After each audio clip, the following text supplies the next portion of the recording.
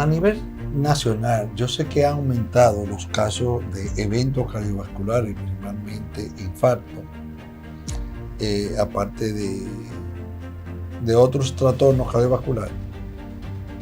El país estamos preparados a nivel de los hospitales y de las clínicas para recibir estos pacientes y cómo se maneja dentro, principalmente en el campo que tú más diriges, en el campo de la emergencia, cómo manejar estos casos. Sí, mira, es impresionante, doctor Taveras, cómo han aumentado las enfermedades cardiovasculares en el país.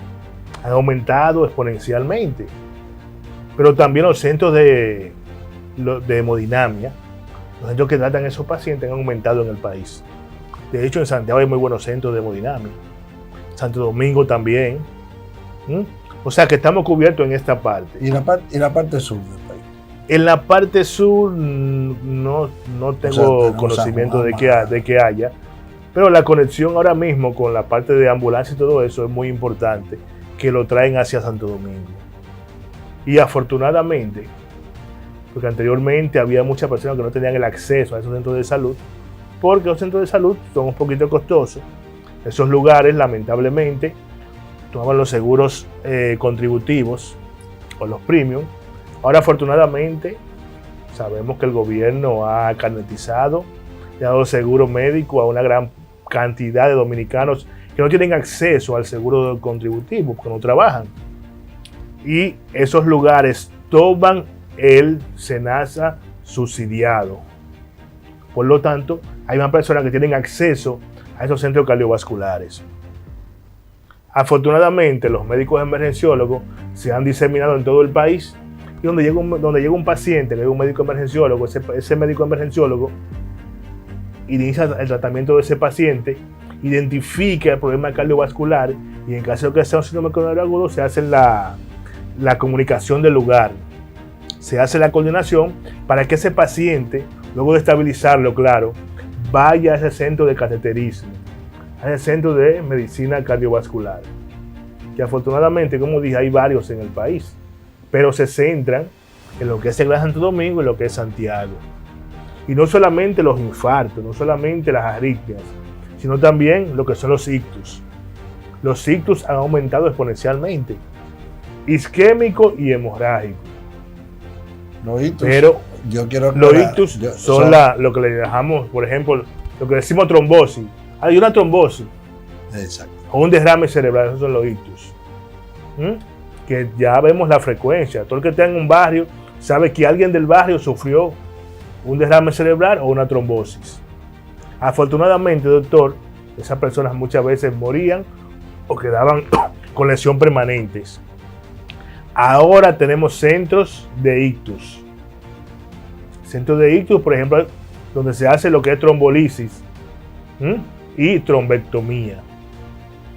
Hay personas que se le quita el trombo o se le drena lo que es la parte sanguínea y pueden volver normalmente a su hogar, cosa que no pasaba anteriormente. O sea, el drenaje adecuado y a tiempo. Porque el problema del ictus en sus dos variedades es el tiempo en que podamos llegar a ese paciente. Hay que entender que para trombolizar a un paciente con un ictus, el tiempo máximo en pasar desde que inicia el ictus o la trombosis hasta la trombolisis son 4 horas. Después de ahí ya la lesión está,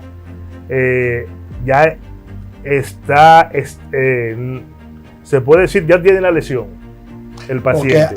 O sea, para que no llegue, ya hay lesión a nivel cerebral.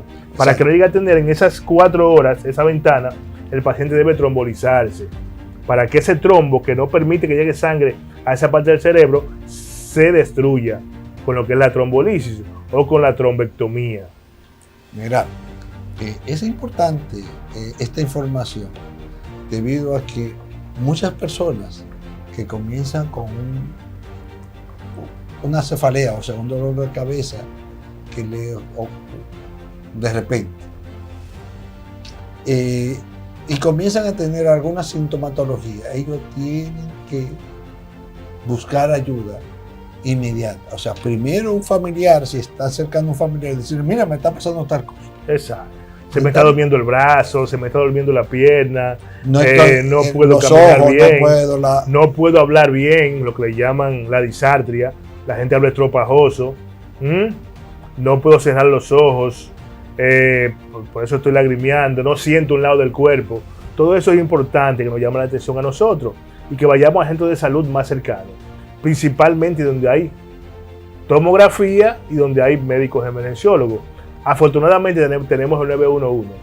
Desde que nosotros le explicamos eso al personal del 911 que nos evalúan, nos van a llevar al lugar donde se necesita llevar a ese paciente para que inicie lo que es primero identificar la patología y después tratarla, y llevarlo luego a un lugar donde ya se le dé tratamiento definitivo.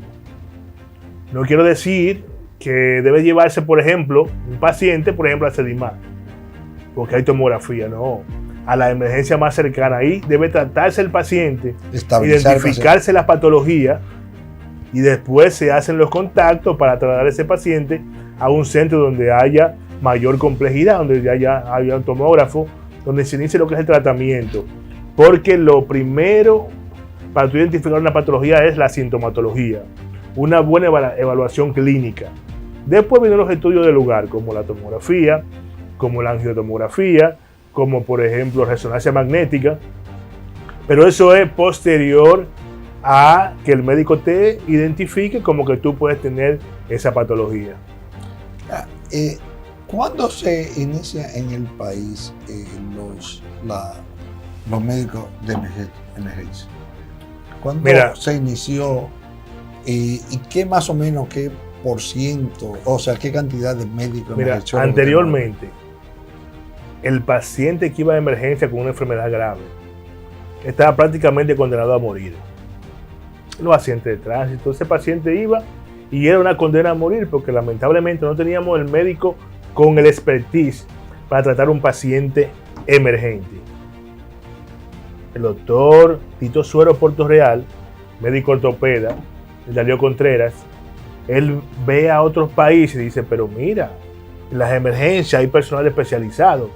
Y en el año 2000, él decide abrir la especialidad en emergenciología. Había un técnico en emergencias, exacto, que estaba en el Darío Contreras, que lo hacían muchas personas, pero de hecho muchos no eran médicos, otros eran médicos.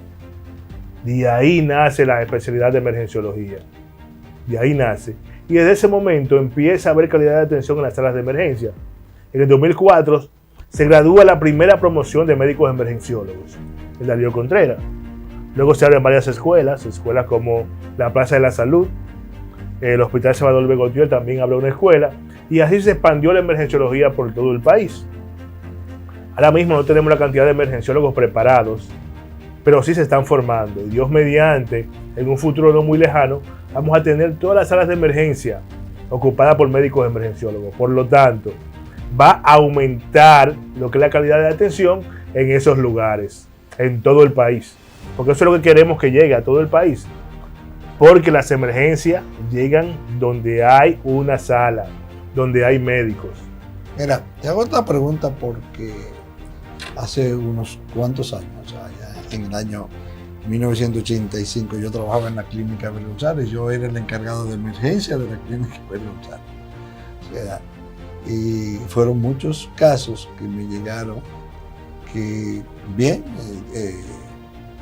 tal vez tuve, aunque yo estaba en otras cosas también, pero tuvimos la suerte de que no falleciera ningún paciente en el tiempo que yo estuve de servicio, pero no teníamos esa preparación de emergenciología, o sea, de tratar todos los casos. Gracias que casi siempre en la clínica había un cardiólogo de turno, había otro que estaban ahí, y en muchos casos que no llegaban a emergencia, rápidamente nosotros lo canalizábamos hacia el especialista. Esa es la importancia de la emergenciología, que independientemente de la patología, sea clínica o quirúrgica, hay un médico que sabe identificar a ese paciente y tratarlo. Posterior al tratamiento ya lo sigue el cardiólogo, pero el cardiólogo no tiene que estar ahí. Y el emergenciólogo te llega el infarto, lo tromboliza, hace las conexiones para hacerle, por ejemplo, el cateterismo. En el caso de el mismo ictus, la misma trombectomía, hace la conexión y se le realiza. O sea, que cuando ya viene el cardiólogo, cuando viene el cirujano, cuando viene el neurocirujano, el ortopeda o cualquier tipo de especialista, el ginecobstetra, va a encontrar un paciente para darle seguimiento. Muchas veces lo que encontraba era o un cadáver o tenía que estar ahí presente. Ya no. Es un médico. Antes era un paciente para varios médicos. Ahora el objetivo nuevo es un médico para muchas patologías. O sea que es diferente. Por eso es la importancia de seguir formando médicos emergenciólogos. ¿Y qué complementa esto, doctor? Lo que es la medicina prehospitalaria. La medicina prehospitalaria, que aquí todavía está en pañales, porque lamentablemente no teníamos una carrera de medicina prehospitalaria, de técnico superior en emergencia, de paramédico, sino que lo que se formaron empíricamente. Ya ahora he visto varias universidades, por ejemplo la UAS, que está formando el técnico superior en emergencias, que es esa persona que trabaja más la parte prehospitalaria, pero que permite que ese paciente que esté en su casa, en la calle o en el trabajo, pueda llegar de la mejor manera a un centro de salud. También creo que uniremos, también va a iniciar la formación de ese técnico superior en medicina prehospitalaria. O sea que todo se está formando, ¿verdad? Todo lo que es una cadena para dar calidad de atención en emergencia, porque en las emergencias que mueren los pacientes, en la parte pre y hospitalaria. Y según las estadísticas, el 54% de los pacientes que entran al sistema sanitario entran por una emergencia. De ahí la importancia. Mira, ahora estamos trabajando también en lo que se llama la medicina primaria, que que los pacientes deben pertenecer a esa línea. O sea que, por ejemplo, en otros países, por ejemplo en Estados Unidos, el paciente, el asegurado, pertenece a un médico primario. Y ese médico primario es el que los refiere a otro especialista que él vea determinado. Es tanto que el médico especialista, cuando le refiere al paciente, él no se puede quedar con ese paciente. Ese paciente lo retorna al médico primario, que es que aquí también tenemos muchos médicos familiares que pudieran hacer parte de esa cadena, que espero que realmente se reactive aquí en el país y se haga una realidad nacional. Uno de los objetivos del milenio es la prevención en salud, que la base de la medicina sea la atención primaria. Que no tengamos muchos enfermos tratándose, sino que tengamos muchas personas sanas, ¿verdad? Perfecto. Porque antes de tener la patología hubo prevención. Antes de la patología hubo un grupo de médicos, de personas que trabajó la prevención y promoción en salud, y eso permitió que mi familia, por ejemplo, no llegue a enfermarse, sino que antes de enfermarse una persona previno que esa persona se enfermara. Vamos a una pausa y volvemos con tan importante tema.